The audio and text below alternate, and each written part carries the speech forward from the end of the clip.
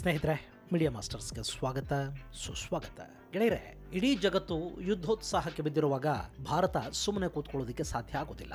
ಅದರಲ್ಲೂ ಸುತ್ತ 3 ಕಡೆ ಶತ್ರುಗಳನ್ನ ಇಟ್ಕೊಂಡಿರೋ ಭಾರತ ಸದಾ ಎಚ್ಚರದ ಸ್ಥಿತಿಯಲ್ಲಿರಬೇಕಾಗುತ್ತೆ. ನಾವು ನಮ್ಮದೇ ಆಯುಧಗಳನ್ನ ತಯಾರು ಮಾಡ್ಕೋತಾ ಇದೀವಿ ಅಂತ ಅಂದುಕೊಂಡು ಸುಮ್ಮನೆ ಕೂತ್ಕೊಳ್ಳೋದಕ್ಕೆ ಕೂಡ ಸಾಧ್ಯ ಆಗ್ತಾ ಇಲ್ಲ. ಯಾಕೆಂದ್ರೆ ನಮ್ಮ ಸರ್ಕಾರಿ ಆಯುಧ ತಯಾರಿಕಾ ಘಟಕಗಳು ಯಾವ ಸ್ಪೀಡಲ್ಲಿ ಕೆಲಸ ಮಾಡುತ್ತವೆ ಅನ್ನೋದು ನಮಗೆ ಗೊತ್ತೇ ಇದೆ. ಹೀಗಾಗಿ ತುಂಬಾ ಅಗತ್ಯ ಆಯುಧಗಳ ಖರೀದಿ ಭಾರತಕ್ಕೆ ಅನಿವಾರ್ಯ. ಸೊ ಭಾರತ ಕೂಡ ಈಗ 1.5 ಲಕ್ಷ ಕೋಟಿ ರೂಪಾಯಿಗಳಷ್ಟು ಮೌಲ್ಯದ ಆಯುಧ ಖರೀದಿಗೆ ಮುಂದಾಗ್ತಾ ಇದೆ. ಈ ಒಪ್ಪಂದ ಇದೇ ಮಾರ್ಚ್ 30ರ ಒಳಗೆ ಮುಗಿಯಲಿದ್ದು, ಇದು ಭಾರತದ ಸೇನೆಗೆ ಮತ್ತಷ್ಟು ಬಲವನ್ನ ತಂದುಕೊಡ್ಲಿದೆ ಅಂತ ಹೇಳ್ತಾ ಇದ್ದಾರೆ. ಹಾಗಾದ್ರೆ ಯಾವೆಲ್ಲ ಆಯುಧಗಳನ್ನ ಭಾರತ ಖರೀದಿ ಮಾಡುತ್ತೆ, ಇದರಿಂದ ಹೇಗೆ ನಮ್ಮ ಸಾರ್ವಭೌಮತ್ವವನ್ನು ಉಳಿಸ್ಕೊಳ್ಳೋದಕ್ಕೆ ಸಾಧ್ಯ ಆಗುತ್ತೆ, ಒಪ್ಪಂದದಿಂದ ಯಾರಿಗೆಲ್ಲ ಲಾಭ ಆಗುತ್ತೆ, ಬನ್ನಿ ನೋಡೋಣ.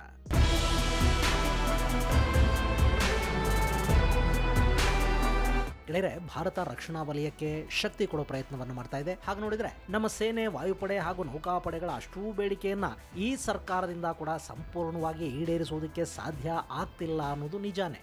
ಆದರೂ ಇದ್ದದರಲ್ಲಿ ಸೇನೆಯ ಬಲವನ್ನ ಹೆಚ್ಚಿಸುವ ಕೆಲಸವನ್ನ ಸರ್ಕಾರ ಮಾಡ್ತಾ ಇದೆ. ಈ ಪ್ರಯತ್ನದಲ್ಲಿ ಭಾರತದ ರಕ್ಷಣಾ ಇಲಾಖೆ ಒಟ್ಟು 1.5 ಲಕ್ಷ ಕೋಟಿ ರೂಪಾಯಿಗಳಷ್ಟು ಮೌಲ್ಯದ ಆಯುಧಗಳನ್ನ, ಯುದ್ಧ ವಿಮಾನಗಳನ್ನ, ಹವಿಟ್ಜರ್ಗಳನ್ನ, ಸಬ್ಮರೀನ್ಗಳನ್ನ, ಅಟ್ಯಾಕಿಂಗ್ ಹೆಲಿಕಾಪ್ಟರ್ಗಳನ್ನ ಖರೀದಿ ಮಾಡುವ ಒಪ್ಪಂದಕ್ಕೆ ಸಹಿ ಹಾಕಲಿದೆ. ಈ ಒಪ್ಪಂದ ಮಾರ್ಚ್ 31ರ ಒಳಗೆ ಮುಗಿಯಲಿದ್ದು, ಭಾರತದ ವಾಯುಪಡೆಗೆ, ನೌಕಾಪಡೆ ಹಾಗೂ ಸೇನಾ ಪಡೆಗಳಿಗೆ ತಕ್ಕ ಮಟ್ಟಿಗೆ ಇದರಿಂದ ಶಕ್ತಿ ದೊರೆಯುತ್ತೆ ಅಂತ ಹೇಳ್ತಾ ಇದ್ದಾರೆ. ಇನ್ನು ಈ ಒಪ್ಪಂದಗಳಲ್ಲಿ ಪ್ರಮುಖವಾಗಿ ಕಾಣಿಸಿಕೊಳ್ಳುವುದು ಫ್ರಾನ್ಸ್ನ ಡಸಾಲ್ಟ್ ಜೊತೆಗಿನ ಒಪ್ಪಂದ. ಗೆಳೆಯರೆ, ಭಾರತೀಯ ನೌಕಾಪಡೆಗೆ ಫೈಟರ್ ಜೆಟ್ಗಳ ಅಗತ್ಯ ತುಂಬಾನೇ ಇದೆ. ಅದರಲ್ಲೂ ಐಎನ್ಎಸ್ ವಿಕ್ರಾಂತ್ ನಿಂದ ಆಪರೇಟ್ ಮಾಡೋದಕ್ಕೆ 26 ಫೈಟರ್ ಜೆಟ್ಗಳು ಹಾಗೂ 4 ಟ್ರೈನರ್ಗಳ ಅವಶ್ಯಕತೆ ಇದೆ. ಹೀಗಾಗಿ ಇಲ್ಲಿ ಫ್ರಾನ್ಸ್ನ ಡಸಾಲ್ಟ್ ಕಂಪನಿಗೆ ಸೇರಿದ ರಫೇಲ್ ಮರೈನ್ ವರ್ಷನ್ ಅನ್ನ ಖರೀದಿ ಮಾಡೋದಕ್ಕೆ ನಿರ್ಧಾರ ಮಾಡಲಾಗಿದೆ. ಈ ಡೀಲ್ ಕೂಡ ಮೇಕ್ ಇನ್ ಇಂಡಿಯಾ ಇನಿಷಿಯೇಟಿವ್ ನ ಅಡಿಯಲ್ಲಿ ನಡೆಯಬೇಕಿತ್ತು.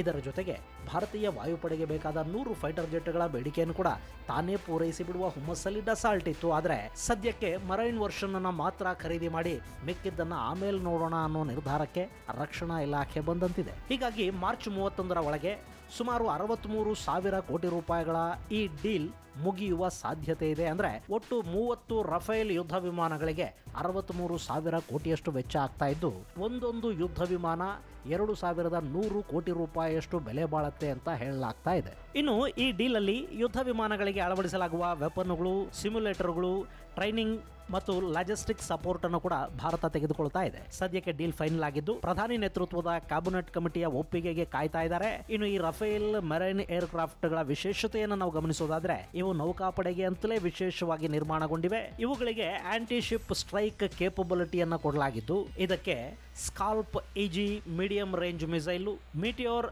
Long range missile, MICA medium ಮತ್ತು short range missile, hammer laser and infrared guided ಬಾಂಬರ್ಗಳನ್ನ ಅಳವಡಿಸೋದಕ್ಕೆ ಸಾಧ್ಯ ಆಗುತ್ತೆ. ಇವು ಭಾರತೀಯ ಕಡಲ ಗಡಿಯನ್ನ ಕಾಯೋದಿಕ್ಕೆ ಹಾಗೂ ನೌಕಾಯುದ್ಧದ ಸಮಯದಲ್ಲಿ ಭಾರತದ ಕೈ ಮೇಲಾಗೋ ಹಾಗೆ ನೋಡಿಕೊಳ್ಳುವ ನಿಟ್ಟಲ್ಲಿ ದೊಡ್ಡ ಸಹಾಯವನ್ನ ಮಾಡುತ್ತವೆ. ಈ ರಫೇಲ್ ಮರೈನುಗಳು ಕೂಡ 4.5 ಜನರೇಷನ್ ಯುದ್ಧ ವಿಮಾನಗಳಾಗಿದ್ದು, ಭಾರತ ಇವುಗಳ ಖರೀದಿಗೆ ಉತ್ಸುಕವಾಗಿದೆ. ಇನ್ನು ಎರಡನೆಯದಾಗಿ ಭಾರತದ ನೌಕಾಪಡೆಗೆ ಅತ್ಯಗತ್ಯವಾಗಿ ಬೇಕಿರುವ ಸಬ್ಮರೀನ್ಗಳ ಖರೀದಿ ಒಪ್ಪಂದ. ಇದು ಸುಮಾರು 38,000 ಕೋಟಿ ರೂಪಾಯಿ ಒಪ್ಪಂದ ಆಗಿದ್ದು, ಇದರಲ್ಲಿ AIP ಅಂದ್ರೆ ಏರ್ ಇಂಡಿಪೆಂಡೆಂಟ್ ಪ್ರೊಪಲ್ಷನ್ ಇರುವ 3 ಡೀಸೆಲ್ ಸಬ್ಮರೀನ್ಗಳನ್ನ ಖರೀದಿ ಮಾಡ್ತಾ ಇದ್ದಾರೆ. ಈ ಒಪ್ಪಂದ ಕೂಡ ಫ್ರಾನ್ಸ್ ಜೊತೆಯಲ್ಲೇ ನಡೀತಾ ಇದೆ. ಈಗಾಗಲೇ ಸಿದ್ಧ ಆಗಿರೋ ಸಬ್ಮರೀನ್ಗಳ ಜೊತೆಯಲ್ಲಿ ಇವು ಕೂಡ ನಿರ್ಮಾಣ ಆಗುತ್ತವೆ. ಮುಂಬೈನ ಮಜಗಾಂವ್ ಡಾಕ್ಸ್ ಅಲ್ಲಿ ಈ ಸಬ್ಮರೀನ್ಗಳ ನಿರ್ಮಾಣ ಆಗ್ತಾ ಇದ್ದು, ಮೇಕ್ ಇನ್ ಇಂಡಿಯಾಗೆ ಇಲ್ಲಿ ಕೂಡ ಒತ್ತು ಕೊಡಲಾಗ್ತಾ ಇದೆ. ಈ ಮೂಲಕ ಡೀಸೆಲ್ ಸಬ್ಮರೀನ್ಗಳಲ್ಲಿ ಏರ್ ಇಂಡಿಪೆಂಡೆಂಟ್ ಪ್ರೊಪಲ್ಷನ್ ಸಿಸ್ಟಮ್ ಅನ್ನ ಅಳವಡಿಸಿ ಆ ಸಬ್ಮರೀನ್ಗಳು ಅತಿ ಹೆಚ್ಚು ಕಾಲ ನೀರಿನ ಆಳದಲ್ಲಿ ಉಳಿಯೋ ಹಾಗೆ ನೋಡಿಕೊಳ್ಳುವ ಪ್ರಯತ್ನವನ್ನ ಭಾರತ ಮಾಡ್ತಾ ಇದೆ. ಇನ್ನು ಈ ಸಬ್ಮರೀನ್ 2031ಕ್ಕೆ ಭಾರತೀಯ ನೌಕಾಪಡೆಗೆ ಸೇರುವ ಸಾಧ್ಯತೆ ಇದೆ. ಸದ್ಯಕ್ಕೆ ಈ ಒಪ್ಪಂದ ಕೂಡ ಅಂತಿಮ ಹಂತದಲ್ಲಿದ್ದು, ಇದಕ್ಕೂ ಕೂಡ ಕ್ಯಾಬಿನೆಟ್ ಕಮಿಟಿಯ ಒಪ್ಪಿಗೆಯನ್ನ ನಿರೀಕ್ಷಿಸಲಾಗ್ತಾ ಇದೆ. ಹಾಗೆ ಭಾರತೀಯ ಸೇನೆಗಾಗಿ 307 ATAGS ಗಳನ್ನ ನಿರ್ಮಾಣ ಮಾಡಿಕೊಡೋದಕ್ಕೆ ಭಾರತ್ ಫೋರ್ಸ್ ಹಾಗೂ ಟಾಟಾ ಅಡ್ವಾನ್ಸ್ ಕಂಪನಿಯ ಜೊತೆ ರಕ್ಷಣಾ ಇಲಾಖೆ ಒಪ್ಪಂದವನ್ನ ಮಾಡಿಕೊಳ್ಳೋದಕ್ಕೆ ಸಿದ್ಧ ಆಗ್ತಾ ಇದೆ. ಇದು 8,500 ಕೋಟಿ ರೂಪಾಯಿಗಳ ಒಪ್ಪಂದ ಆಗಿದ್ದು, ಒಟ್ಟು ಹವಿಟ್ಜರ್ಗಳಲ್ಲಿ 60% ಅಷ್ಟನ್ನ ಭಾರತ್ ಫೋರ್ಸ್ ಮಾಡ್ತಾ ಇದ್ರೆ 40% ಟಾಟಾ ಅಡ್ವಾನ್ಸ್ ಸಿಸ್ಟಮ್ ನಿರ್ಮಾಣ ಮಾಡುತ್ತೆ. ಈ ಒಪ್ಪಂದದಿಂದ ಭಾರತೀಯ ಕಂಪನಿಗಳಿಗೆ ಹೆಚ್ಚು ಲಾಭ ಆಗುತ್ತೆ. ಈ ATAGSಗಳು ಸಂಪೂರ್ಣವಾಗಿ ಭಾರತದಲ್ಲೇ ನಿರ್ಮಾಣ ಆಗುತ್ತವೆ. ಇದರಿಂದ ಫೋರ್ಜ್ ಮತ್ತು ಟಾಟಾನ ಹೊರತುಪಡಿಸಿ ಕೂಡ ಭಾರತದ MSME ವಲಯ ಏನಿದೆ ಅದಕ್ಕೆ ಕೂಡ ಸಾಕಷ್ಟು ಲಾಭ ಸಿಗುತ್ತೆ. ಈ ATAGSಗಳನ್ನ ಚೈನಾ ಹಾಗೂ ಪಾಕ್ ಗಡಿಗೆ ನಿಯೋಜನೆ ಮಾಡುವ ಪ್ಲಾನ್ ಇದ್ದು ಮುಂದಿನ ದಿನಗಳಲ್ಲಿ ಇವುಗಳ ಸಂಖ್ಯೆಯನ್ನ ಮತ್ತಷ್ಟು ಹೆಚ್ಚಿಸಿಕೊಳ್ಳುವುದರ ಬಗ್ಗೆ ಕೂಡ ರಕ್ಷಣಾ ಇಲಾಖೆ ಯೋಜನೆಯನ್ನ ಹಾಕಿಕೊಂಡಿದೆ.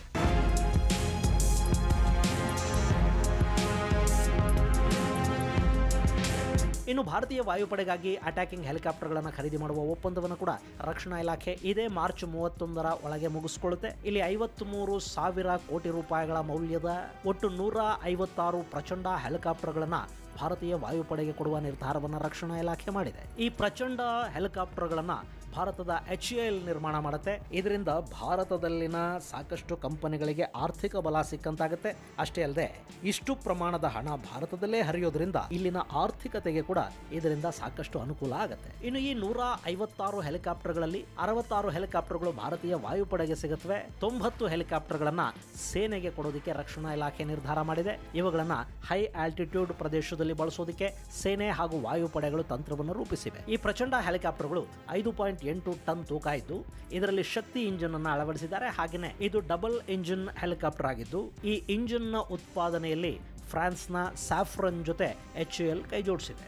ಈ ಅಟ್ಯಾಕಿಂಗ್ ಹೆಲಿಕಾಪ್ಟರ್ ಅಲ್ಲಿ 20 mm ನ ಟೊರೆಟ್ ಗನ್ನುಗಳು, 70 mm ನ ರಾಕೆಟ್ ಸಿಸ್ಟಮ್ ಹಾಗೂ ಏರ್ ಟು ಏರ್ ಮಿಸೈಲ್ಗಳನ್ನು ಅಳವಡಿಸಲಾಗುತ್ತೆ. ಇದು ಸಿಯಾಚಿನ್ ನಂಥ ಪ್ರಪಂಚದ ಅತ್ಯಂತ ಎತ್ತರದ ಯುದ್ಧ ಭೂಮಿಯಲ್ಲಿ ಕೂಡ ಕಾರ್ಯನಿರ್ವಹಿಸುವ ತಾಕತ್ತನ್ನು ಹೊಂದಿದ್ದು ಸರ್ಚ್ ಮತ್ತು ರೆಸ್ಕ್ಯೂ ಆಪರೇಷನ್ಗಳಿಗೆ, destruction of enemy air defence ಅಂದ್ರೆ ಶತ್ರುಗಳ ಏರ್ ಡಿಫೆನ್ಸ್ ಅನ್ನ ನಾಶ ಮಾಡೋದಕ್ಕೆ, ರಾತ್ರಿಗಳ ವೇಳೆಯಲ್ಲಿ ನಡೆಸುವ ಕಾರ್ಯಾಚರಣೆಗೆ ಇವುಗಳನ್ನು ಬಳಸೋದಕ್ಕೆ ಸಾಧ್ಯ ಆಗುತ್ತೆ.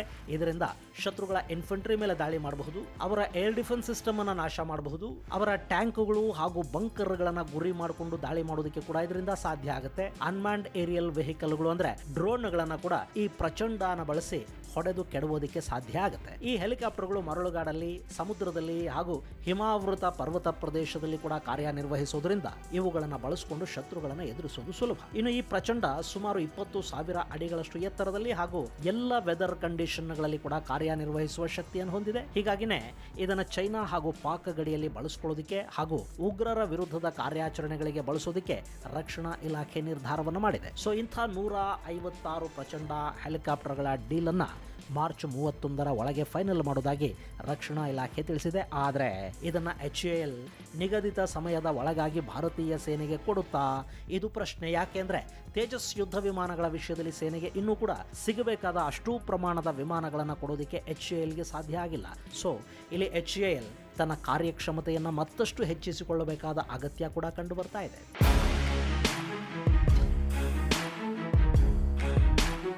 ಇನ್ನು ಭಾರತೀಯ ವಾಯುಪಡೆಗೆ 114 ಯುದ್ಧ ವಿಮಾನಗಳು ತುರ್ತಾಗಿ ಬೇಕಾಗಿವೆ. ಹಾಗೆಯೇ ಅನ್ಮ್ಯಾನ್ಡ್ ಏರಿಯಲ್ ವೆಹಿಕಲ್ಗಳು, ಅತ್ಯಾಧುನಿಕ ಡ್ರೋನುಗಳು, 5ನೇ ತಲೆಮಾರಿನ ಯುದ್ಧ ವಿಮಾನಗಳು, ಏರ್ ಡಿಫೆನ್ಸ್ ಸಿಸ್ಟಮ್, ಹೀಗೆ ಸಾಕಷ್ಟು ಆಯುಧಗಳು ಹಾಗೂ ಶಸ್ತ್ರಾಸ್ತ್ರಗಳ ಅಗತ್ಯ ಭಾರತದ ಸೇನೆಗಿದೆ. ಆದರೆ ಅದರಲ್ಲಿ ಒಂದಷ್ಟನ್ನು ಮಾತ್ರ ಖರೀದಿ ಮಾಡೋದಕ್ಕೆ ಈಗ ಸರ್ಕಾರ ಮುಂದಾಗಿದೆ. ಈ ಒಪ್ಪಂದಗಳು ಆದಷ್ಟು ಬೇಗ ಪೂರ್ಣಗೊಂಡು ಸೇನೆಗೆ ಬೇಕಾದ ಆಯುಧಗಳು ಬೇಗ ಪೂರೈಕೆ ಆಗಲಿ ಅಂತ ಆಶಿಸೋಣ. ಇನ್ನು ಫೆಬ್ರವರಿಯಲ್ಲಿ ಭಾರತದ ಬಜೆಟ್ ಇದೆ. ಈ ಬಾರಿ ರಕ್ಷಣಾ ಬಜೆಟ್ ಅನ್ನ ಭಾರತ ಹೆಚ್ಚು ಮಾಡಿಕೊಳ್ಳಬಹುದು ಅಂತ ನಿರೀಕ್ಷೆ ಮಾಡಲಾಗ್ತಾ ಇದೆ. ಯಾಕೆಂದ್ರೆ ಇಷ್ಟು ದಿನ ಪಾಕಿಸ್ತಾನ ಮತ್ತು ಚೈನಾ ಕಡೆಗಳಿಂದ ಮಾತ್ರ ಭಾರತ ಅಪಾಯವನ್ನು ಎದುರಿಸಬೇಕಾಗಿ ಬರ್ತಾ ಇತ್ತು. ಆದರೆ ಈಗ ಪರಿಸ್ಥಿತಿ ಬದಲಾಗಿದೆ. ಭಾರತ ಇಂಡೋ ಪೆಸಿಫಿಕ್ ಭಾಗದಲ್ಲಿ ತನ್ನ ಆಧಿಪತ್ಯವನ್ನು ಉಳಿಸ್ಕೋಬೇಕಾಗತ್ತೆ. ಪಾಕಿಸ್ತಾನ ಮತ್ತು ಚೈನಾದ ಜೊತೆಗೆ ಬಾಂಗ್ಲಾ ಕೂಡ ಈಗ ಹೊಸ ಶತ್ರುವಾಗಿದೆ. ಜೊತೆಗೆ ಮ್ಯಾನ್ಮಾರ್ ಅಲ್ಲಿ ಉಂಟಾಗಿರುವ ಅಸ್ಥಿರತೆಯ ಕಾರಣದಿಂದ ಆ ಗಡಿಗಳು ಕೂಡ ಉದ್ವಿಗ್ನಗೊಳ್ತಾ ಇವೆ. ಇನ್ನು ನೇಪಾಳ ಯಾವಾಗ ಹೇಗಿರುತ್ತೆ ಅನ್ನೋದು ಗೊತ್ತಾಗೋದಿಲ್ಲ. ಯಾಕೆಂದ್ರೆ ಅದು ಸಂಪೂರ್ಣವಾಗಿ ಚೈನಾದ ಹಿಡಿತದಲ್ಲಿದೆ. ಹೀಗಾಗಿ ಸುತ್ತ ಶತ್ರುಗಳನ್ನೇ ಹೊಂದಿರುವ ಭಾರತ ತನ್ನ ಸೇನೆಯನ್ನ ಮತ್ತಷ್ಟು ಬಲಗೊಳಿಸಬೇಕು ಅಂದ್ರೆ ಅವರಿಗೆ ಬೇಕಾದ ಆಯುಧಗಳನ್ನ ಕೊಡಬೇಕಾದ ಜವಾಬ್ದಾರಿಯನ್ನ ಹೊಂದಿರುತ್ತೆ. ಸೊ ಭಾರತ ಹೆಚ್ಚು ಆಯುಧಗಳನ್ನ ಖರೀದಿನೂ ಮಾಡಬೇಕಾಗಿ ಬರುತ್ತೆ. ಜೊತೆಗೆ ನಮ್ಮಲ್ಲೇ ಒಂದಷ್ಟು ಅನ್ವೇಷಣೆಗಳು, ಮೇಡ್ ಇನ್ ಇಂಡಿಯಾ ಆಯುಧಗಳ ತಯಾರಿ ಇದೆಲ್ಲದಕ್ಕೂ ಸರ್ಕಾರ ಒತ್ತು ಕೊಡಬೇಕಾದ ಅಗತ್ಯ ಇದೆ. ಹೀಗಾಗಿ ಭಾರತ ತನ್ನ ರಕ್ಷಣಾ ಬಜೆಟ್ ಅನ್ನ ಈ ಬಾರಿಯಾದರೂ ಹೆಚ್ಚು ಮಾಡಿಕೊಳ್ಳುತ್ತಾ ಅನ್ನೋದನ್ನ ಕಾದು ನೋಡಬೇಕಿದೆ. ಇದು ಗೆಳೆಯರೆ, ಭಾರತ ಮಾರ್ಚ್ ಒಳಗೆ 1.5 ಲಕ್ಷ ಕೋಟಿ ರೂಪಾಯಿ ವೆಚ್ಚದಲ್ಲಿ ರಕ್ಷಣಾ ವಲಯಕ್ಕೆ ಬೂಸ್ಟ್ ಕೊಡೋದಕ್ಕೆ ಹೋಗ್ತಾ ಇರೋದರ ಕುರಿತಾದ ಒಂದಷ್ಟು ಮಾಹಿತಿ. ಮುಂದಿನ ಸಂಚಿಕೆಯಲ್ಲಿ ಮತ್ತಷ್ಟು ವಿಶೇಷಗಳ ಜೊತೆ ಮತ್ತೆ ಭೇಟಿಯಾಗೋಣ. ಅಲ್ಲಿವರೆಗೆ ಜೈ ಹಿಂದ್, ಜೈ ಕರ್ನಾಟಕ.